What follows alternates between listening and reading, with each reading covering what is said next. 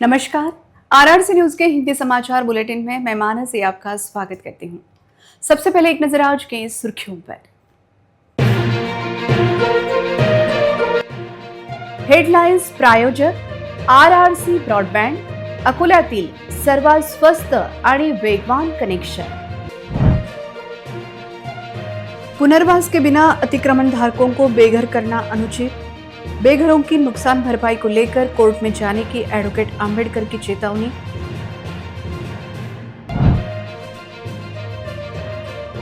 चुनाव जीतने के लिए लाडली बहनों को दिया गया चॉकलेट, बोले विधायक साजिद खान पठान।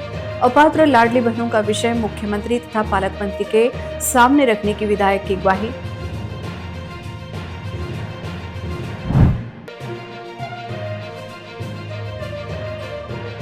आरआरसी की न्यूज के बाद हरकत में आया प्रशासन।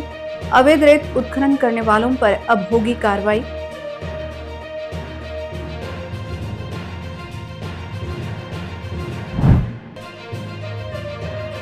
अकोला बार्शी टाकली मार्ग पर रोजाना हो रहे हादसे। महामंडल की बस को जिप्सी गाड़ी ने मारी जोरदार टक्कर, जिप्सी गाड़ी का बड़ा नुकसान।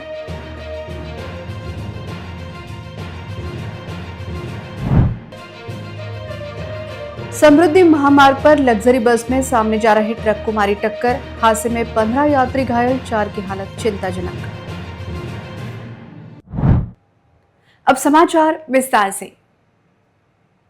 मध्य रेलवे प्रशासन द्वारा अकोला के तारफाइल परिसर में अतिक्रमण हटाने की जो कार्रवाई की गई है वह पूरी तरह गलत है। बरसों पुराने मकान के अतिक्रमण को हटाने के पहले उनका पुनर्वास करना जरूरी था। हम इस विरोध में कोर्ट में जाएंगे, ऐसी चेतावनी वंचित बहुजन के सर्वेसर्वा एडवोकेट प्रकाश अंबेडकर ने दी।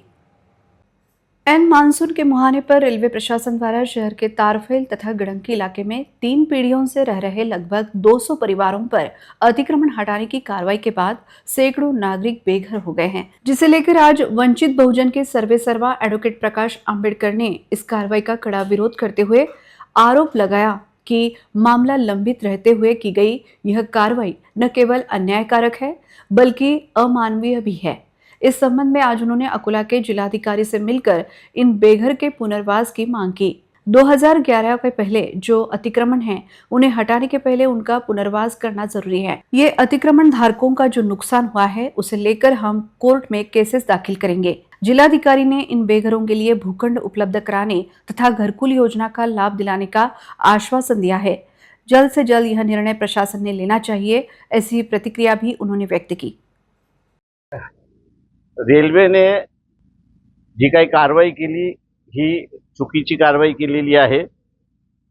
केंद्र शासनाने सुद्धा त्यांच्या जागेवरती झोपड्या बसल्या असतील आणि त्या 2011च्या अगोदरच्या असतील तर त्यांचं पुनर्वसन पहिल्यांदा केलं पाहिजे आणि मग त्या झोपड्या खाली करून घेतल्या पाहिजे, परंतु ते काही केलं नाही। त्यांनी असणाऱ्या झोपड्या तोडलेल्या आहेत। त्याच्यामुळे इलिगली तोडलेल्या असल्यामुळे त्याचं रेल्वेकडून आम्ही असणारं नुकसान भरपाई मागणार आहोत। पुढच्या आठवड्यापर्यंत त्या केसेस दाखल होतील। आज असणारं कलेक्टर मॅडम यांची असणारी भेट घेतली आणि त्याच्यामध्ये पुनर्वसनाची जबाबदारी ही शासनाची जबाबदारी आहे, तेव्हा त्यांनी भूखंड देण्याचं कबूल केलेलं आहे आणि शासनामार्फत घरकुल योजनेचे 2.5 लाख जे आहेत तेही देण्याचे असणारे कबूल केलेले आहेत। कलेक्टर आणि म्युनिसिपल कमिशनर असं दोघं मिळून त्याच्यावरती नियंत्रित करणार आहेत। आता ज्यांचे घरं पडलेले आहेत किंवा पाडलेले आहेत ते किती लवकरात लवकर फाटेफूट न करता स्वतःचं डोकं न चालवता जर व्यवस्थित आले तर पुढच्या ऑक्टोबरपर्यंत यांची घरं यांना मिळतील अशी परिस्थिती। लाडली बहन योजना से लाखों महिलाओं को अपात्र घोषित कर दिया गया है। ऐसा कर सरकार ने राज्य की लाडली बहनों के साथ विश्वासघात किया है। केवल सत्ता में आने के लिए लाडली बहनों को चॉकलेट दिया गया, ऐसा आरोप विधायक साजिद खान पठान ने लगाते हुए आगामी डीपीडीसी की बैठक में यह विषय पालक मंत्री के समक्ष रखने की ग्वाही दी। लाडली बहनों के लिए ई-केवाईसी सिर्फ बहाना है। सरकार का असली मकसद चरणबद्ध तरीके से लाभार्थियों की संख्या कम कर योजना को बंद करना है, ऐसा आरोप आज विधायक साजिद खान पठान ने लगाया। उन्होंने आज अपात्र महिला लाभार्थियों के साथ महिला व बाल कल्याण कार्यालय को भेंट देकर अधिकारियों को आड़े हाथों लिया। महिलाओं की कुछ दलाल लूट कर रहे हैं, इस ओर भी उन्होंने अधिकारियों को ध्यान दिलाया। केवल चुनाव जीतने के लिए महिलाओं को चॉकलेट दिया गया है, ऐसा आरोप लगाते हुए उन्होंने आगामी डीपीसी की बैठक में तथा मुख्यमंत्री से मिलकर अपात्र लाडली बहनों का विषय रखूंगा, ऐसी ग्वाही भी दी। इस अवसर पर उनके साथ अपात्र लाडली बहनें कांग्रेस की महिला पार्षद उपस्थित थी।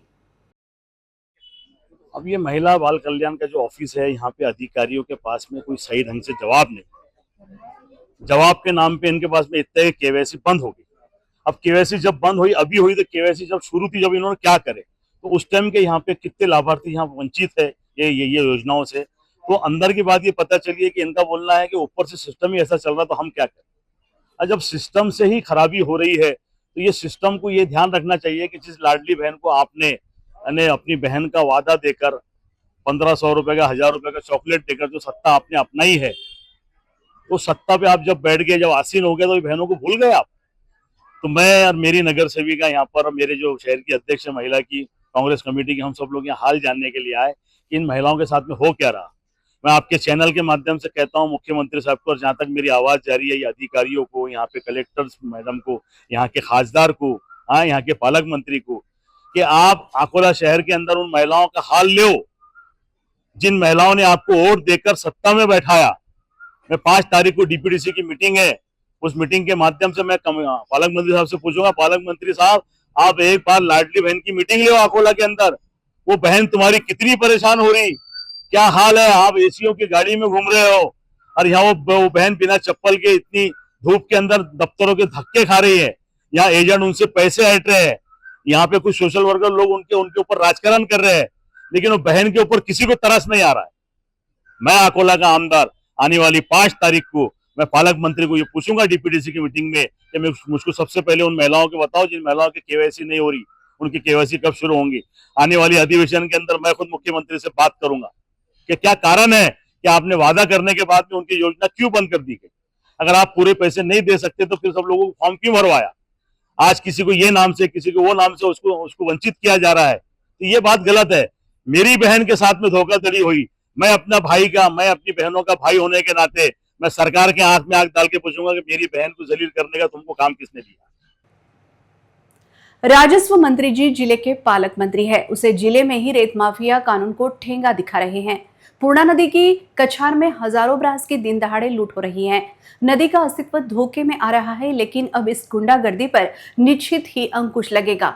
आरआरसी न्यूज ने यह घोटाले का पर्दाफाश करते ही कुंभकर्णी नींद से जागते हुए खनिकर्म विभाग ने आखिर जांच तथा जब्ती का आदेश देने की जानकारी सामने आ रही है।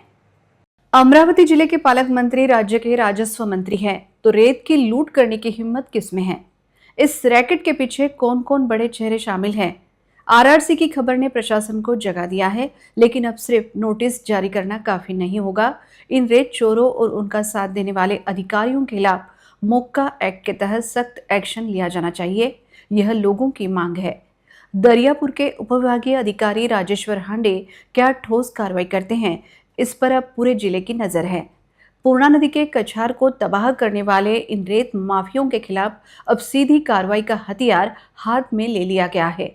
गैर कानूनी उत्खनन के लिए इस्तेमाल की जाने वाली नाव, जेसीबी, पोकलैंड और हाईवा टिप्परों को जल्द ही जब्त कर लिया जाएगा। अमरावती जिला खनिकर्म अधिकारी प्रणीता चापले ने इस पूरे मामले को गंभीरता से लेते हुए दरियापुर के उपविभागीय अधिकारी राजेश्वर हांडे को तुरंत जांच के आदेश दिए हैं। पूर्णा नदी अकोला और अमरावती जिलों की सीमा पर बहती है। इस भौगोलिक स्थिति का फायदा उठाकर रेत माफियों ने अति कर रख दी है। करतखेड़, महसांग और लोथखेड़ गांवों के पास नदी के कछार से दिन रात अवैध रेत खनन हो रहा है। खनिकर्म अधिकारी ने स्पष्ट किया है कि केवल दिखावटी कार्रवाई न करते हुए अकोला, अमरावती दोनों जिले के राजस्व अधिकारियों ने मिलकर घटनास्थल की जांच करनी चाहिए, ऐसा स्पष्ट किया है। अकोला बार्शी टाकली मार्ग पर आए दिन वाहनों के हादसे हो रहे हैं। आलंदा के पास सामने जा रही महामंडल की बस को पीछे से आ रही जिप्सी ने जोरदार टक्कर मार दी। इस घटना में जिप्सी कार के पर कच्चे उड़ गए, जबकि बस का भी थोड़ा नुकसान हुआ। इस हादसे के कारण रास्ते का यातायात काफी समय तक बाधित रहा। मंगरुलपीर आगार की बस मंगरुल से अकोला जा रही थी, तब सामने से जा रही मालवाहक जिप्सी की बस ने पीछे से जोरदार टक्कर मार दी। आलंदा और बार्शी टाकली के बीच यह हादसा हो गया। इस हादसे में महामंडल की बस का थोड़ा नुकसान हुआ, जबकि जिप्सी वाहन का बड़ा नुकसान हुआ। जिप्सी वाहन के कल पुर्जे उड़ गए थे। अकोला से बार्शी टाकली तक का रास्ता संकरा हो गया है। इस रास्ते पर आए दिन हादसे हो रहे हैं। इस हादसे की ओर संबंधित विभाग के अधिकारी, कर्मचारी तथा पुलिस विभाग का भी ध्यान नहीं है। इस रास्ते पर सुबह से लेकर देर रात तक तेज गति से वाहन दौड़ते हैं। इस रास्ते पर दोपहिया और तिपहिया वाहनों का चलना मुश्किल हो गया है। इस रास्ते पर समृद्धि मार्ग पर जाने वाली सभी लग्जरी बसें और ट्रक चलते हैं। समृद्धि मार्ग पर जाने के लिए बार्शी टाकली मार्ग सबसे शॉर्टकट है। रास्ता संकरा होने के बाद भी सड़क पर गाड़ियां तेज रफ्तार से चलती हैं।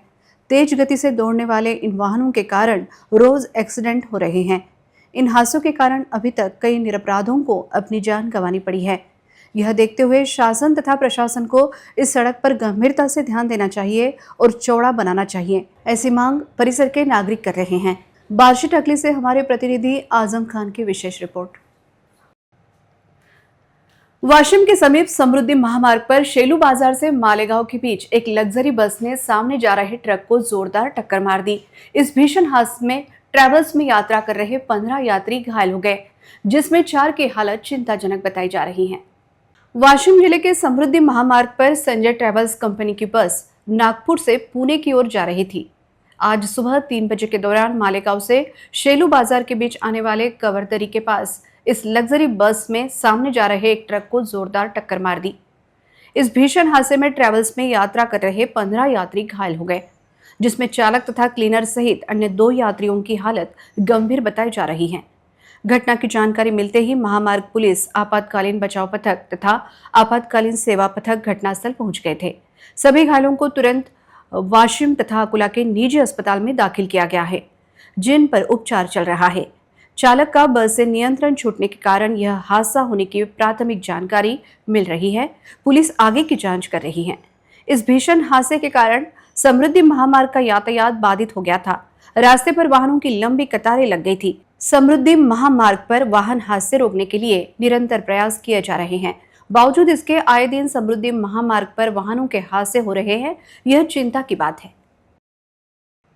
सीमा वृद्धि के बाद महापालिका की हद में जो प्रभाग आए हैं, उन प्रभागों में शुद्ध पेयजल की आपूर्ति के लिए नई पाइपलाइन बिछाई जाए और पीने के पानी की समस्या हल की जाए। इस मांग को लेकर शिवसेना के पार्षद मनोज पाटिल के नेतृत्व में प्रभाग 8 के लोगों ने महापालिका पर मोर्चा निकाला।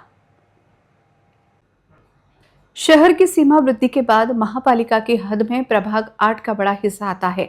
इस प्रभाग का नेतृत्व शिवसेना के पार्षद मनोज पाटिल करते हैं। प्रभाग की जल समस्या को लेकर मनोज पाटिल बार बार सदन में आवाज उठाते हैं। इस समस्या को जल्द हल करने का आश्वासन स्थायी समिति सभापति विजय अग्रवाल ने सदन में दिया था। बावजूद इसके समस्या हल न होने के कारण प्रभाग क्रमांक 8 में पेयजल की समस्या ने गंभीर रूप धारण कर लिया है।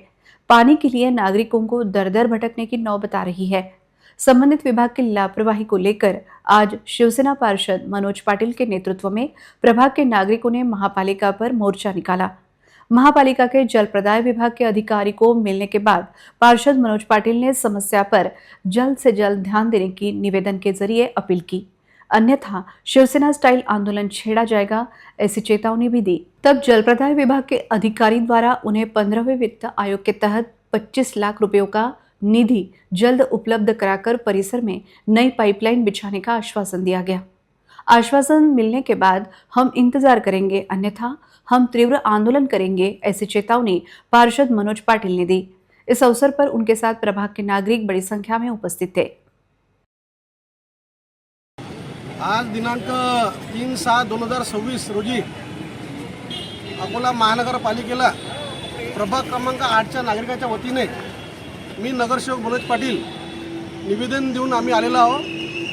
गेल्या कित्येक वर्षापासून हा भाग प्रभाग क्रमांक 8 हद्दवाढीत असून या भागाकडे दुर्लक्ष करण्यात येत आहे आणि प्रभाग क्रमांकाने आम्ही इथं विनंती केलेली आहे आणि येणाऱ्या 15 वित्त आयुक्तामधून निधीमधून आम्हाला जवळपास 50 लाख रुपये निधीची अपेक्षा होती, पण या ठिकाणी संबंधित अधिकाऱ्यांना आम्हाला 25 लाखाचा निधी उपलब्ध करून देऊ अशी या ठिकाणी आश्वासित केले, तरी आम्ही त्यांच्या शब्दावर आज इथून फक्त निवेदन देऊन वापस जात आहे। जर लवकरात लवकर आमच्या प्रभागाचं काम निकाली काढलं नाही तर हे पाण्याची समस्या घेऊन अतिशय तीव्र आणि उग्र आंदोलन या ठिकाणी आम्ही करणार आहोत। या ठिकाणी शिवसेनाच्या वतीने मी या ठिकाणी ग्वाही देतो। धन्यवाद। अकोला के मशहूर डॉक्टर नाइक होम्योपैथी में थायराइड, मोटापा, एसिडिटी, घुटनों का दर्द, कमर दर्द, आर्थराइटिस, माइग्रेन जैसी लाइलाज बीमारियों का इलाज करवाकर मरीज अब स्वस्थ जीवन जी रहे हैं। एडवांस होम्योपैथी के इलाज से अब तक हजारों मरीजों को बहुत फायदा हुआ है। पिछले 40 सालों से डॉक्टर नाइक होम्योपैथी में शरीर की सभी बीमारियों का पूरा और सफल इलाज किया जाता है। जिन मरीजों को दूसरी जगहों पर इलाज करवाने के बाद भी कोई फर्क नहीं दिखा है, उन्हें एक बार यहाँ जरूर आना चाहिए। ज्यादा जानकारी के लिए मरीज और उनके रिश्तेदार मोबाइल नंबर 9175957129 या 9130016129 पर कांटेक्ट कर सकते हैं अथवा naikhomeopathy.com पर भी जानकारी ले सकते हैं। यहाँ इलाज के बाद पूरी तरह ठीक हुई एक महिला मरीज ने अपना अनुभव शेयर करते हुए कहा कि मेरा नाम मयूरी है। नाइक होम्योपैथी में आने से पहले मुझे थायराइड की प्रॉब्लम थी। मेरा वजन बढ़ गया था, मेरा काम में मन नहीं लगता था, चिड़चिड़ बढ़ गई थी। मैंने बहुत सारी एलोपैथिक दवाएं ली लेकिन कोई फायदा नहीं हुआ। लेकिन नाइक होम्योपैथी में एडवांस होम्योपैथी ट्रीटमेंट लेने के 2 महीने बाद मुझे बहुत फायदा हुआ। अब मेरा वजन 4 किलो कम हुआ है। मुझे हल्का हल्का महसूस हो रहा है। मैं इस ट्रीटमेंट से पूरी तरह खुश हूँ। माझं नाव मयुरी नरेंद्र टाकणकर आहे। माझं वय 37 आहे। मला थायरॉइडचा त्रास होता 4-5 वर्षापासून।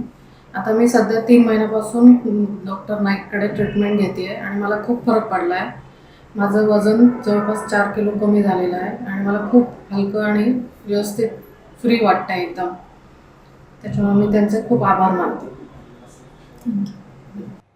राज्य के मोटर वाहन विभाग के कर्मचारियों ने अपनी विभिन्न लंबित मांगों को लेकर अमरावती के आरटीओ कार्यालय परिसर में प्रदर्शन कर सरकार के खिलाफ नाराजगी जताई। कर्मचारियों का आरोप है कि वर्षों से लंबित मांगों पर अब तक कोई ठोस निर्णय नहीं लिया गया है, जिसके कारण कर्मचारियों में असंतोष बढ़ता जा रहा है।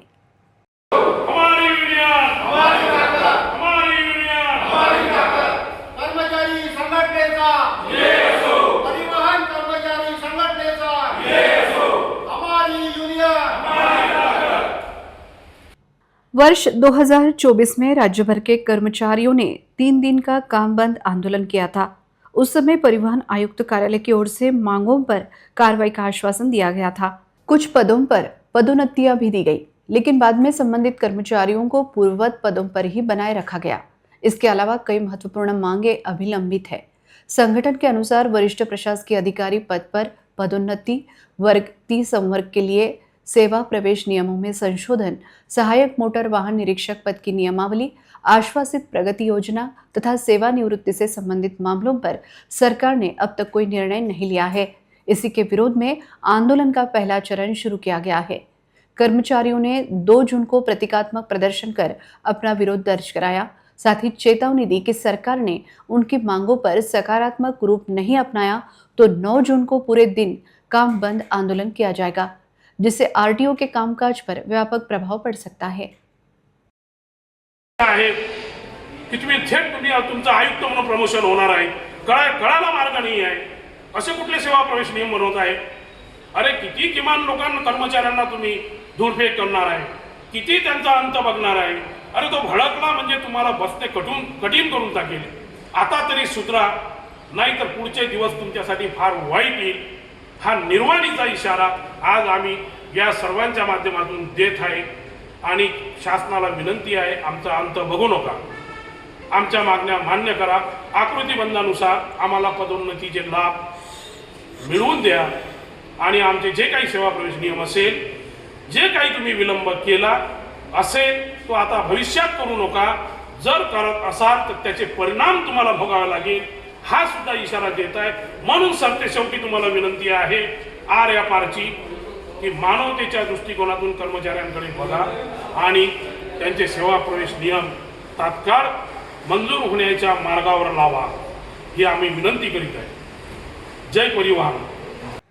पर्यावरण दिन के उपलक्ष्य में हरित नव युवा सप्ताह समारोह के अंतर्गत खामगांव शहर के शमशान भूमि परिसर में युवतियों के सहयोग से विशेष स्वच्छता अभियान चलाया गया।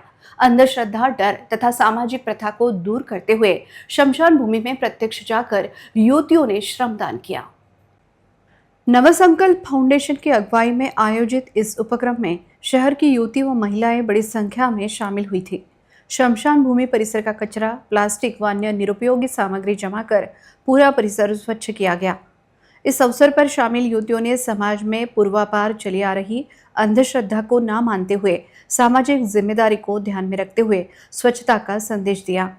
शमशान भूमि यह केवल डर अथवा अंधश्रद्धा का केंद्र नहीं, बल्कि समाज का एक महत्वपूर्ण हिस्सा होने का संदेश उन्होंने इस उपक्रम के जरिए देने का काम किया। इन सभी युवतियों के साहस व सकारात्मक सहयोग की सभी ने प्रशंसा की। नवसंकल्प फाउंडेशन के पदाधिकारियों ने कहा कि हरित नवयुवा सप्ताह के माध्यम से पर्यावरण संवर्धन, स्वच्छता, सामाजिक जनजागृति तथा अंधश्रद्धा निर्मूलन जैसे विविध उपक्रम चलाए जा रहे हैं। आज का यह उपक्रम खामगांव के सामाजिक इतिहास में एक प्रेरणादायी उपक्रम साबित हुआ है। इससे महिलाओं के सामाजिक सहयोग को नई दिशा मिल गई है। इस अभियान में फाउंडेशन के पदाधिकारी, सदस्य, महिला व नागरिक बड़ी संख्या में उपस्थित है। उपक्रम के आखिर सभी ने स्वच्छता, पर्यावरण संरक्षण तथा अंधश्रद्धा निर्मूलन को लेकर सामूहिक शपथ ली।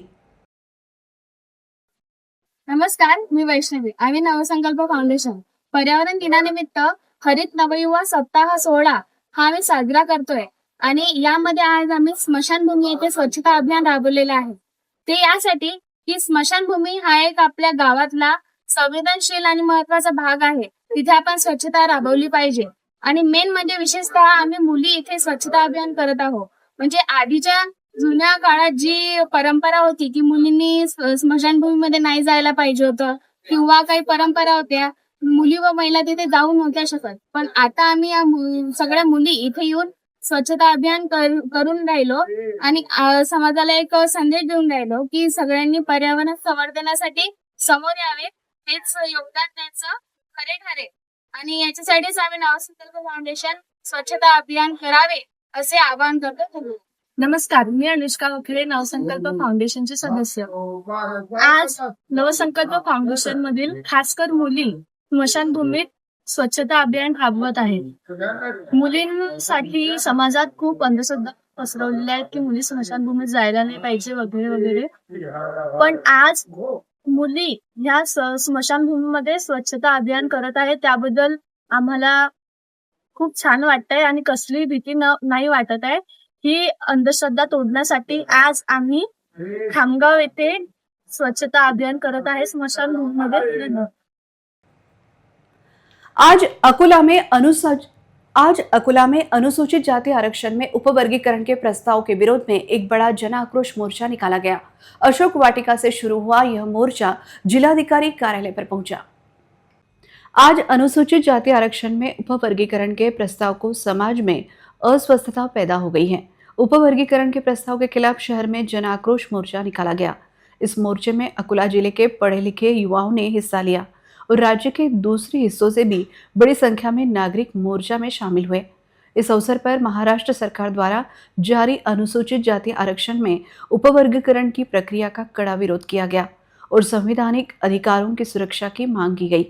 प्रदर्शनकारियों ने मांग की कि महाराष्ट्र सरकार द्वारा जारी अनुसूचित जाति आरक्षण में उपवर्गीकरण की प्रक्रिया को तुरंत रद्द करे, बदर कमेटी की पूरी रिपोर्ट सार्वजनिक करे, आरक्षण में सभी खाली पदों और बैकलॉग को तुरंत भरे, सरकारी क्षेत्र में निजीकरण को रोके और अनुसूचित जाति समुदाय के संवैधानिक अधिकारों की रक्षा करे। यह मांग इस अवसर पर मोर्चे में शामिल नागरिकों ने की। आज आम्ही या ठिकाणी संपूर्ण अकोल्यातील आंबेडकरवादी समाज या ठिकाणी एकजुटीने जन आक्रोश मोर्चा काढण्यात आलेला आहे। अशोक वाटिकेपासून हा मोर्चा निघालेला आहे आणि आता जिल्हाधिकारी कार्यालय या ठिकाणी येऊन जिल्हाधिकाऱ्यांना आम्ही निवेदन देणार आहोत।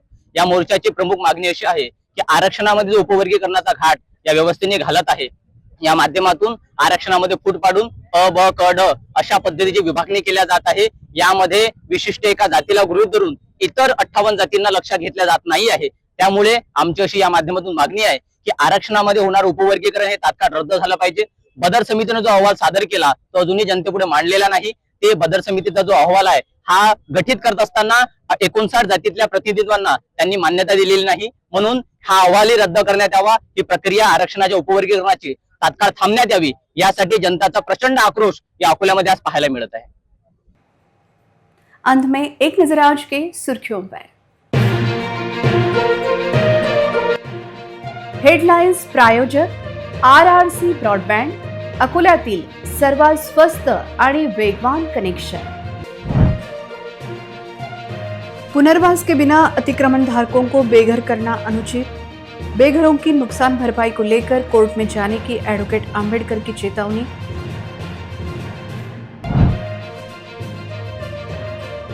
चुनाव जीतने के लिए लाडली बहनों को दिया गया चॉकलेट, बोले विधायक साजिद खान पठान. अपात्र लाडली बहनों का विषय मुख्यमंत्री तथा पालक मंत्री के सामने रखने की विधायक की ग्वाही.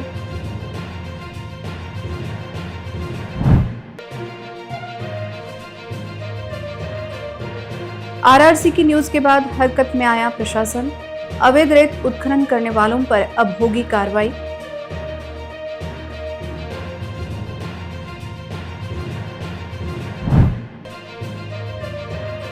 अकोला बार्शी टाकली मार्ग पर रोजाना हो रहे हादसे, महामंडल की बस को जिप्सी गाड़ी ने मारी जोरदार टक्कर, जिप्सी गाड़ी का बड़ा नुकसान.